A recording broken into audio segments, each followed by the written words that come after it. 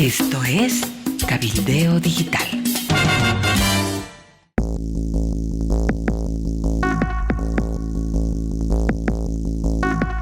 Hola amigos del planeta, ¿cómo están? Estamos nuevamente con el programa de noticias y análisis de último momento. Hoy vamos a hablar y vamos a comentar, vamos a analizar un día negro, un día especial para la historia del país, porque se recuerdan 44 años del último golpe de Estado en Bolivia, protagonizado por Luis García Meza y Luis Arce Gómez. Vamos a estar también hablando sobre una figura, un método que quiere utilizar el gobierno para apurar la producción desde el megacampo, desde el pozo Mayaya Centro X1. Y también vamos a hablar de esas divisiones que hay en La Paz a propósito de los 215 años de conmemoración del grito libertario. Y por supuesto, vamos a estar atentos a qué deciden las autoridades de educación y de salud respecto a la vacación invernal para miles de escolares en todo el país. Le doy la bienvenida a Amalia. Amalia, ¿cómo estás? ¿Qué dices? ¿Qué te parece esta fecha importante para el país donde recordamos el último golpe militar en Bolivia? Hoy empezamos con una noticia de hace 44 años. Sí, Cacho dice, y yo comparto, fue el último golpe de Estado en nuestro país. El gobierno dirá cómo, y el Zúñigazo del pasado 26 de junio, bueno, ese fue como fuera un intento, no logró desplazar, no logró cambiar de gobierno y por lo tanto fue un intento, ¿no? Un golpe consolidado fue el de Luis García Meza y el que fue el terrible ministro de gobierno Luis Arce Gómez. Ambos fallecieron en condición de reos, eso es importante subrayar, murieron en Chonchocoro. Fue un golpe horrible, es la primera vez que se usó ambulancias para una matanza y este 17 fueron acribillados Marcelo Quiroga Santa Cruz, Gualberto Vega, que era dirigente minero, y Carlos Flores Pedregal. Hay aún varias versiones sobre las circunstancias de la muerte de Quiroga, si todavía estaba vivo y lo masacraron en el cuartel de Miraflores. En todo caso, los cuerpos de los tres nunca aparecieron, no se sabe cuál fue el derrotero de ellos. Las historias trágicas porque Luis Arce Gómez, el ministro de gobierno, entregó unas cenizas a la familia que resultaron que no eran de Quiroga Santa Cruz. Todavía me viene a la mente el recuerdo del hijo de Quiroga con una pala mecánica en la cumbre haciendo huecos porque alguien le había dicho que ahí estaba el cuerpo. En fin, años muy duros. Olga, la hermana de Carlos, ha estado 20 años en los tribunales tratando de hacer justicia.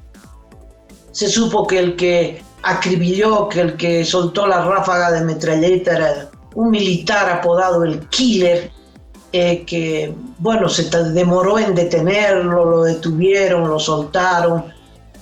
Bueno, fue un golpe brutal que comenzó casi al mediodía de un 17 de julio como hoy, con el avasallamiento a la Central Obrera Boliviana, donde estaban todos los dirigentes políticos y sindicales reunidos. Ahí fue que acribillaron a Quiroga y paralelamente la ocupación de Radio Fides en busca del padre Eduardo Pérez. Y bueno, dejaron solo, en esa época se usaban los discos de vinilo, los pedazos, ¿no?, del vinilo negro dispersos por toda la radio, periodistas detenidos, dirigentes detenidos. Fue terrible.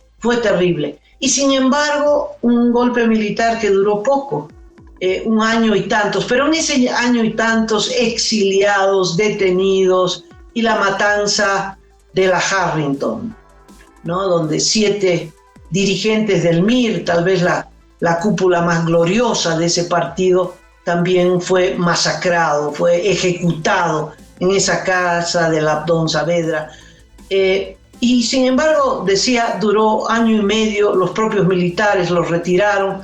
Fue fue el primer gobierno, narcogobierno, ¿no, Cacho? Ahí, año 80, fue en 1980, empezó el narcotráfico como política de Estado. Fue la única política de Estado que duró de entonces para acá, de entonces para acá, 44 años, escándalos de vínculos con el narcotráfico, de corrupción, de financiamiento a los partidos, en fin.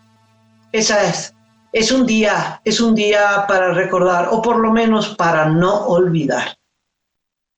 Así es, Amalia, y quisiera comenzar por lo actual para ir un poquito hacia atrás, diciendo que esta noche se va a presentar en la Asociación de Periodistas una disertación de nuestro colega periodista Robert Brockman, que se llama ¿Por qué desaparecieron los cuerpos de Marcelo Quiroga y Carlos Flores Bedregal? Y en esta presentación, por supuesto, van a estar Olga Flores, su hermana, y Teresa Flores, que va a ser un evento bastante importante, así como es también el documental elaborado por nuestro director Manuel Barrios, Así es mi vida, que es un documental dedicado a Carlos Flores Bedregal, que la verdad les recomendamos que lo vean, está en el canal de YouTube de Cabildeo Digital, es realmente una pieza bien interesante. Para ir hacia atrás, ¿cómo son las ironías de la vida, Amalia? Porque a propósito del golpe militar de García Meza y de Arce Gómez en 1980, se instauró un juicio de responsabilidades que estuvo a cargo de los asesores de la Central Obrera Boliviana de ese entonces, y uno de ellos era Aníbal Aguilar Peñarrieta, que junto con Juan del Granado y otros abogados llevaron adelante el juicio de responsabilidades a los exdictadores. Este juicio de responsabilidades concluyó con 30 años sin derecho a indulto para Luis García Meza y para Luis Arce Gómez. Digo que son las ironías de la vida, porque su hijo, Aníbal Aguilar Gómez, ahora está detenido en la cárcel de San Pedro, aparentemente porque sería el ideólogo de esta asonada militar del 26 de junio. Imagínate esta ironía tan complicada, casi inentendible, y lo tiene a Aníbal Aguilar Gómez en este momento en la cárcel de San Pedro. Y datos que complementan el panorama que has pintado, y es que el gobierno de García Meza sembró el terror en el país en ese año y medio que estuvo al mando del país. Derrocó, por ejemplo, a la expresidenta Lidia Gayler, que también ya ha fallecido. Instauró un gobierno ligado al narcotráfico. Te acordarás de los toques de queda, te acordarás de que nadie podía caminar más con grupos de más de 5 personas en el país. Trajeron tropas del oriente hacia el occidente y viceversa, llevaron tropas del occidente al oriente para que no hayan estas conexiones incluso de familiares. Fue grave, fue muy grave, y fue el último golpe militar donde se movieron todas las unidades militares del país para encumbrar a García Meza en la presidencia del país. Desaparecieron forzadamente los cuerpos de Marcelo Quiroga, torturaron, te acordarás, a Juan de Chilla, a Simón Reyes en el Estado Mayor. Fue realmente duro y, como tú dices, es una fecha para no olvidar. Sí, también es importante subrayar que aunque fue el golpe tal vez más brutal de todos, ¿no? Y que eran golpistas y que instauraron un gobierno de facto, de eso no cabe la menor duda. Y sin embargo ameritaron un juicio de responsabilidades, Cacho. Sí. Eso es importante subrayar, porque al margen de lo que se piense o el masismo piense que el gobierno de Jeanine Áñez fue un gobierno de facto, yo sostengo que fue un gobierno constitucional, un gobierno absolutamente legal, resultado de la huida y la vacancia que dejó Evo Morales.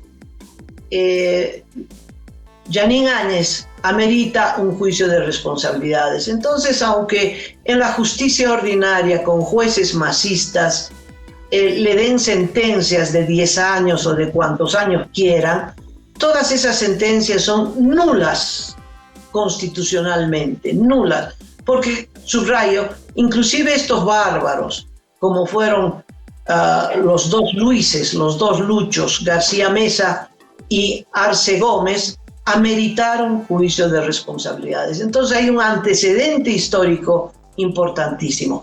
En pleno proceso, además estaban, no te recordarás, Cacho, estaban en libertad porque era juicio de responsabilidades y entonces estaban en Sucre y estaban en libertad. Y un día de esos, Luis García Mesa desapareció y apareció en Brasil y se asiló en Brasil y tuvo un hijo en Brasil para consolidar que no iba a ser extraditado.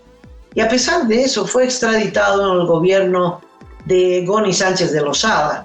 Me recuerdo el operativo para la traída y bueno, lo trajeron del pescuezo y ya en condición detenido porque se había escapado al Brasil, es que recibió su sentencia, ¿no? 30 años sin indulto y así fue. Y así fue, aunque Luis García Mesa pasó mucho tiempo hospitalizado en Cosmil, te recordarás que nunca estaba en Chonchocoro, tenía una pieza para él en Cosmil, ¿no? Y me parece que nunca dejaron de percibir su sueldo, ¿no? En cambio el otro, Arce Gómez, fue detenido en el gobierno de Paz-Zamora y sin mayor trámite lo agarraron en short y sandalias y lo mandaron a Estados Unidos. Y allí purgó pena por narcotráfico, cumplida esa pena lo trajeron otra vez acá y lo mandaron a Chonchocoro. García Mesa murió en condición de reo el 2018 y Luis Arce Gómez, el que era ministro de gobierno, el que lanzó esa frase que queda todavía, ¿no? Caminen con el testamento bajo el brazo, fue la sentencia. A todos los zurdos comunistas enemigos del gobierno tienen que caminar con su testamento bajo el brazo. Bueno, ese murió también en condición de reo hace 4 años, 2020, en Chonchocoro. Y siguiendo con las ironías de la historia, Amalia, nunca dejaron de decirle general, nunca dejaron de cuadrarse los militares en el Cosmil o donde le tocaba estar en su condición de reo de la justicia boliviana a García Mesa. Como me imagino todavía debe seguir siendo llamado Juan José Zúñiga, el militar que dirigió esta asonada en la Plaza Murillo el 26 de junio, porque no se conoce, Amalia, información oficial hasta el momento, después de 20 días de protagonizada esta asonada militar, de que Juan José Zúñiga haya sido dado de baja, como anunció el ministro de Defensa, don Edmundo Novillo. Ni Zúñiga ni ninguno de los otros militares, sobre todo los excomandantes del Ejército, de la Fuerza Aérea, de la Armada Boliviana, han sido dados de baja, pese a que se dijo que se iban a activar todos los mecanismos internos en las Fuerzas Armadas y que incluso iban a ser separados con ignominia. Así que Zúñiga sigue siendo general del Ejército del Estado Plurinacional de Bolivia. Y por lo tanto recibiendo sueldo, ¿no? Así. Bueno, ¿damos vuelta a la página? Sí, Amalia, sí. Bueno, adelante. Han terminado los festejos del 16 de julio paceño y yo quiero subrayar algo que se viene repitiendo, que tampoco es una gran noticia, solo lo vemos y lo dejamos pasar. Esa división tan profunda que hay en La Paz por las mezquinas intereses políticos de las 3 autoridades paceñas. La gobernación, el alcalde de La Paz y la alcaldesa de El Alto.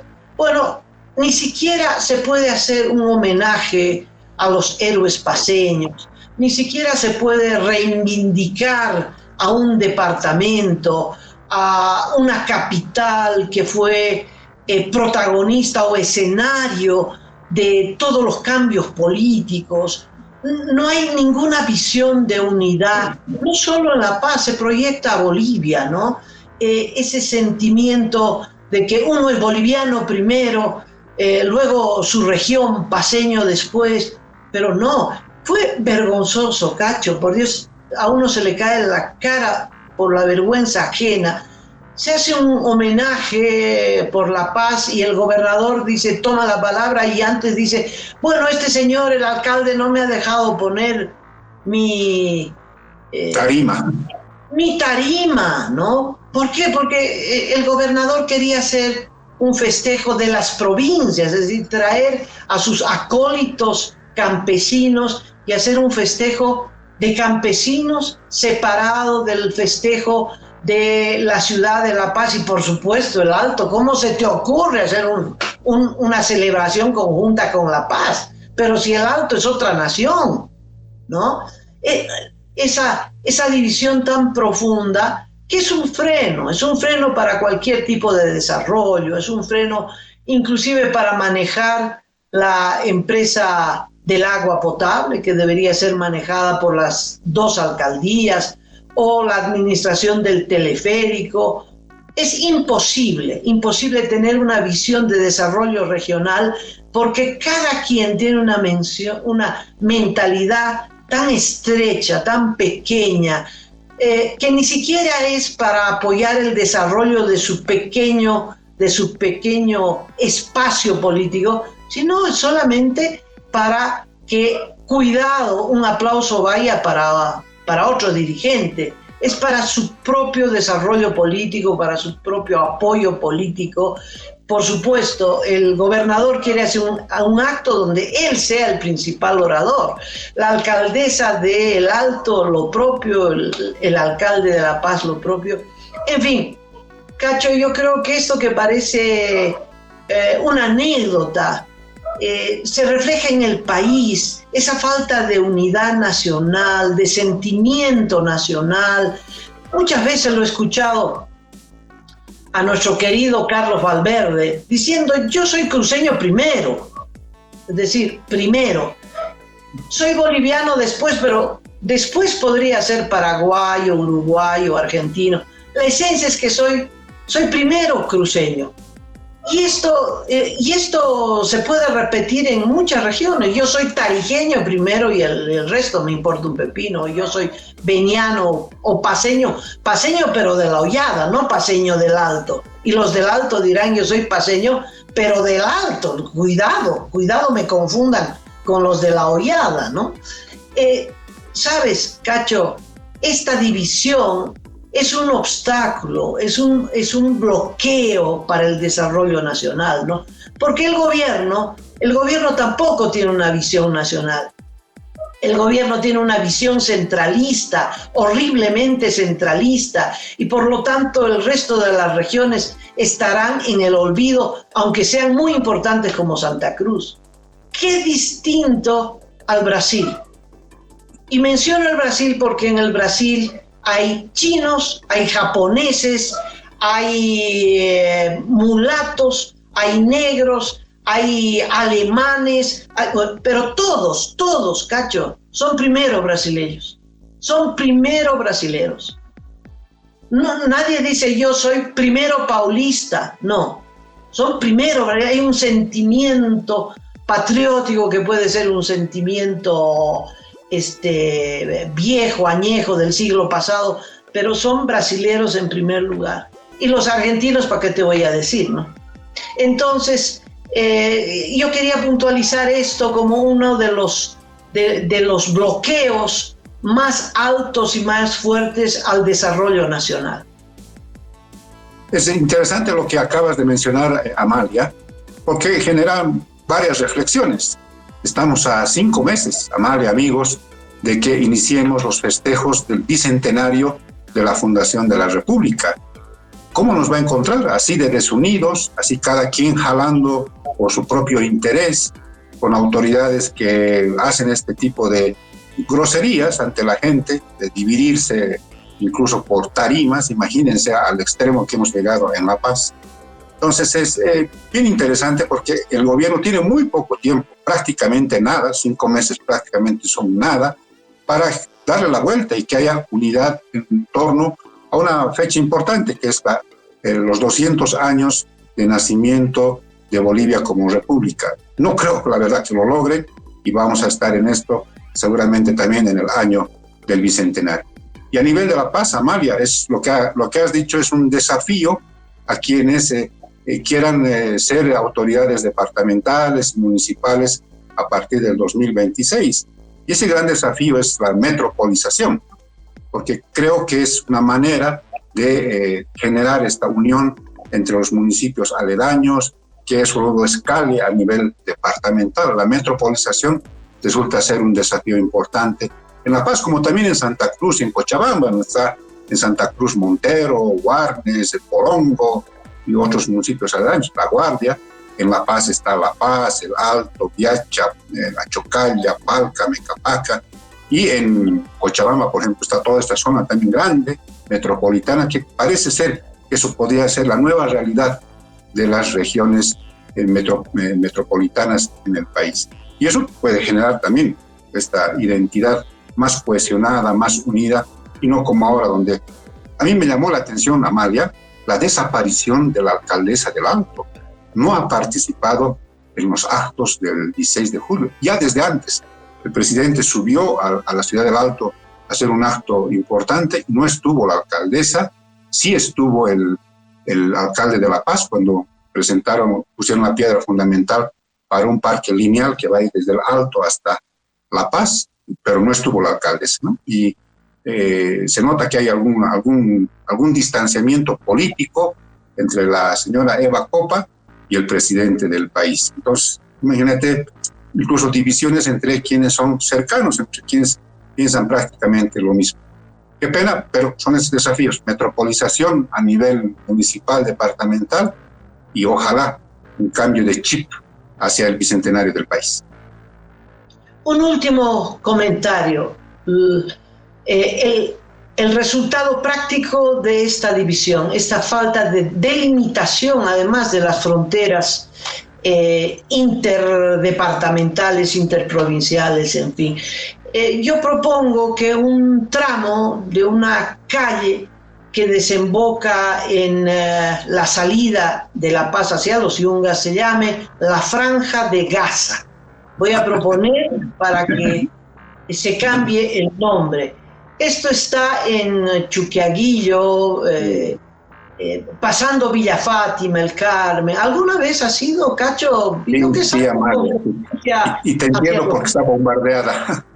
Está bombardeada, ¿no? Es una ruta turística. Bolivia no puede vivir del turismo con... serán, mira, 5 cuadras, 6 cuadras a lo mucho. Cuadras de 100 metros cada una.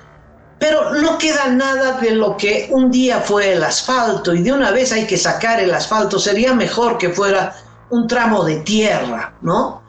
Está bombardeada por todo lado, los carros van de un lado para el otro para no meterse en algún hueco profundo.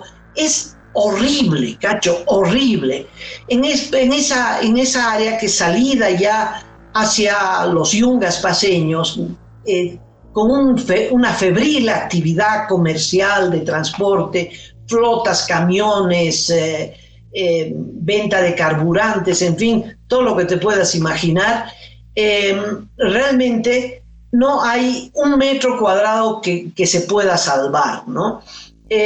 Y el turismo hacia los Yungas, porque dice, en La Paz y en el país hay 2 lugares bellísimos.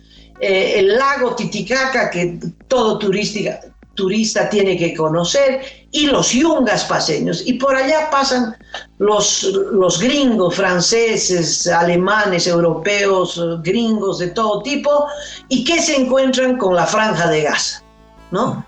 Yo creo que eso es lo que les queda en la retina, en la memoria, no el hermoso paisaje yungueño, la aventura, en fin, que además llegas a los Yungas, el paraíso terrenal es todo basura, Cacho, es todo basura. Es decir, no hay una política, es decir, turismo, voy a arreglar las rutas turísticas, voy a recoger la basura. Bueno, ¿por qué existe esta franja de Gaza en la salida hacia los Yungas? ¿Por qué? Porque hay un alcalde de Palca que dice que eso es de él, que eso es Palca. Entonces el alcalde de La Paz dijo, bueno, si es de Palca, que lo asfalte Palca. Y Palca dice, bueno, pero yo no tengo plata. Que lo asfalte la gobernación, porque ese es un tramo ya de ruta interprovincial. La gobernación de La Paz también se lava la mano, todos se lavan las manos, el gobierno dijo yo lo voy a hacer, pero bueno, así está años, Cachito. Entonces, esta división no es solo una división política que nos avergüenza en los aniversarios cívicos, sino que tiene una traducción práctica, un freno práctico al desarrollo, que esto ni siquiera es desarrollo, es el asfalto de 5 cuadras, Cacho, es el recojo de basura. La Paz no recoge la basura porque Palca dice que es de ellos y Palca nunca recoge la basura. Es una vergüenza, da vergüenza pasar por ahí, sinceramente. Un llamado al alcalde de La Paz con los superasfaltos. Está asfaltando varias avenidas, al margen de las complicaciones que pueda haber en términos administrativos con la alcaldía de Palca, atiendan de una vez. Hace unos 2 años, Amalia, el secretario ejecutivo de la alcaldía de La Paz, la segunda autoridad del municipio, se comprometió a solucionar este problema hace ya 2 años. Imagínate, no ha pasado nada hasta ahora, así que una llamada de atención a las autoridades municipales. Los superasfaltos tienen que llegar a esta salida turística de mucha cantidad de gente hacia los yungas paseños.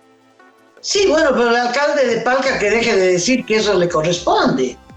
Si le corresponde, Claro, las cosas hay que hacer, hay que solucionar el problema y luego se verá cómo se resuelven administrativamente estas autoridades. Exacto. Bueno, Cacho, no sé si queda tiempo para algunos datitos económicos, ya nos pisó el tiempo, me parece. Sí, así es. Sí, muy rapidito, Amalia, hay mucho entusiasmo en el gobierno. El presidente ayer ha instruido a YPFB que rápidamente acelere la producción del pozo Mayaya Centro X1 y el presidente de YPFB, don Armin Dorgaten, ha señalado que se va a utilizar un método que se llama producción temprana en este pozo, que consiste en lo siguiente: van a llevar una planta que está inutilizada en el Subandino Sur, van a llevar a este nuevo megacampo en el Subandino Norte, van a construir un ducto entre Mayaya hasta Sica y van a revertir el ducto de gas que viene del oriente hasta Sica. Entonces el gas va a ir ahora en reversa hasta Río Grande, donde se va a conectar para la exportación de gas hacia el Brasil. Ese es el anuncio que ha hecho el presidente de YPFB. Veremos cómo marchan estas cosas, donde se necesitan, como ayer dijimos, $1.500 millones de inversión para que todo esto se haga realidad. Sica, ¿dónde queda Sica? Es en el altiplano, Amalia, es en el altiplano paceño. Es decir, Cacho, ¿sabes de cuántos kilómetros estamos hablando? De un gasoducto. Están delirando, Cacho, ¿no? El ducto para exportar gas al Brasil, en esa época, eran los 80s, costó más de $500 millones que el país no tenía. Sánchez de Lozada llegó a un acuerdo con la Enron para que la Enron ponga la plata.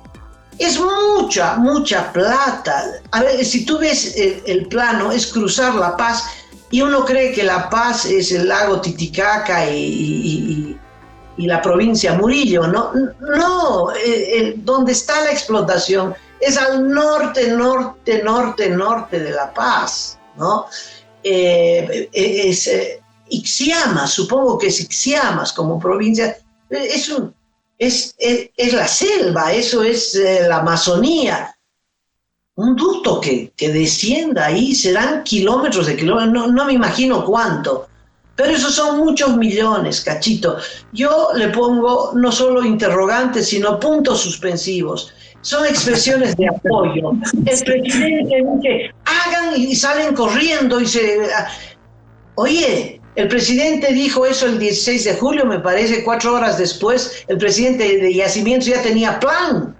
Es decir, para que tú veas no solo la informalidad, sino la irresponsabilidad. Hagan pues un plan con expertos, reúnanse una semana, 12, 14 horas al día y discutan qué se podría hacer.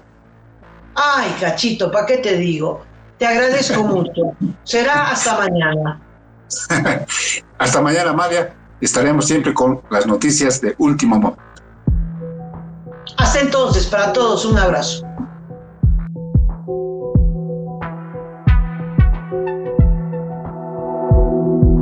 Aporta a Cabildeo Digital y apoya al periodismo independiente.